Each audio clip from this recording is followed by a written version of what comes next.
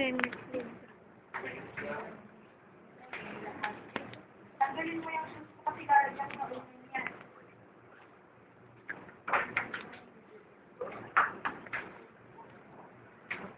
Okay, first things first, lahat ng gamit dapat nasa side table. Yung table na parang trolley.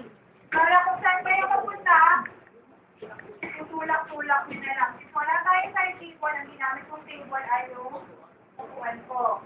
Okay, first priority would be to place all your supportive devices. Yung mga supportive devices nandiyan naman sa pamphlet. That, kung saan ako dito ba? Okay. Kapag maglalagay kayo ng supportive device, make sure na from head to foot yung lagay ninyo. And then, kapag tatanggal kayo, from foot, pataas ang tanggal. Naintindihan? So, you have to turn your patient kung grade 1, 2, and 3 yung pasyente, you can turn the patient every 2 hours.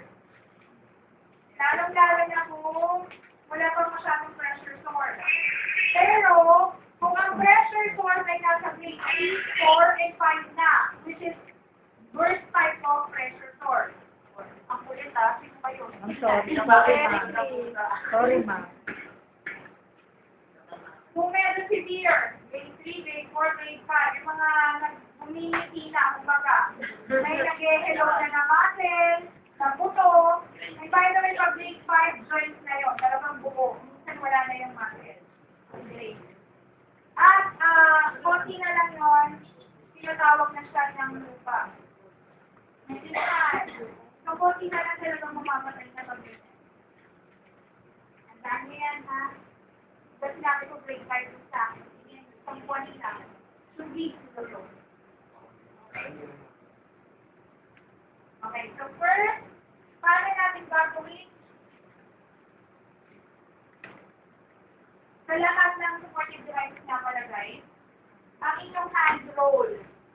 The one, nasan yung right? That you place on your fingers. That is to prevent finger, wrist, and thumb.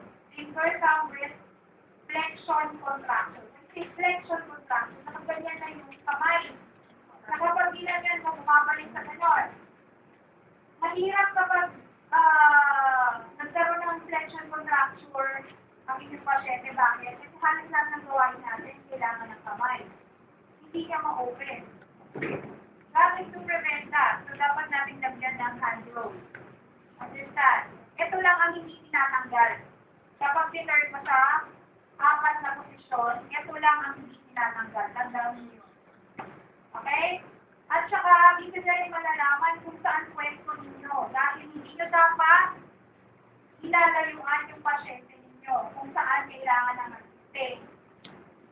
Which is, of course, sa paralyzed side. So, kung nandito kayo at nandun yung paralyzed side ng pasyente, galingin nyo yung buo.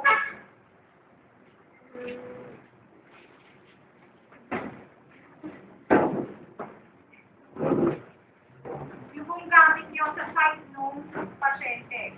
And when you leave this side, you raise, of course, the side rails back.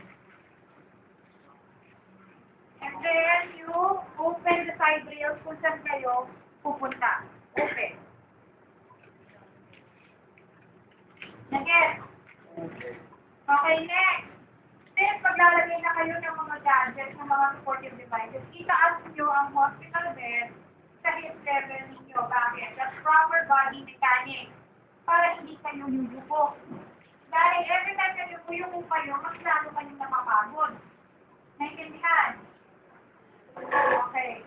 Kumpisahan natin sa head. Dapat naka-neutral position si head. So, how will you do that? You will place a pillow that would make the head in neutral position. Nasa middle. Neutral ang head niya. Hindi nakaganon. Hindi nakaganon. At hindi nakaganyan. Gitna lang.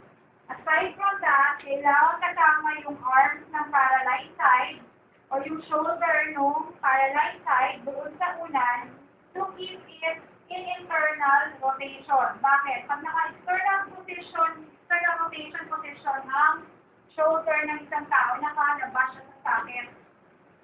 Ito yung joint.